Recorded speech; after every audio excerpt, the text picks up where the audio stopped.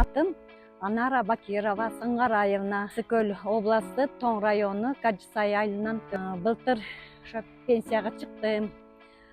Спортко мен келген себеби 2018 жылы кызым чуркайм деп калды марафонго. Анан мен да жаз деп мен да жазылып ушинтип спортко келип калдым. Жөндөн жөн эле ойлогон ой жок эле. Келгениме жакшы болду, ден соолугумду ойлоп. Ал кезде мен 65 килограмм болчумун.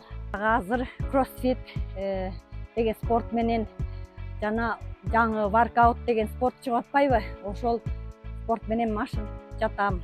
Бул көнүгүү болсо жана эмеге жакшы секиргенге, чуркаганга, жанакы тизелерге жакшы секиргенге муну өзүм ойлоп чыгаргам да. Секиресиңер, тынбай секириш керек, аракет кылыш керек. Менин тааныштарым, Instagram, Facebook, TikTok'то досторум, тааныштарым баары деле эмес, 50%дей спортко машыга башташты, баары жазышат.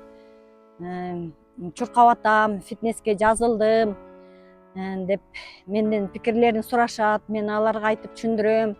Мындай ичкиле, мындай витамин жегиле, мындай машыкла деп айтып турам ой пикирлеримди.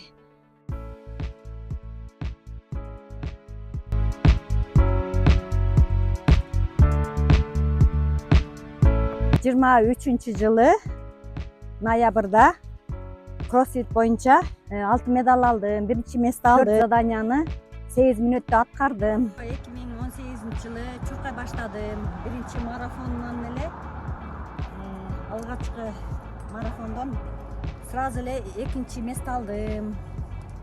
Андан кийин жетишкендерим экинчи месте, үчүнчү месте алдым.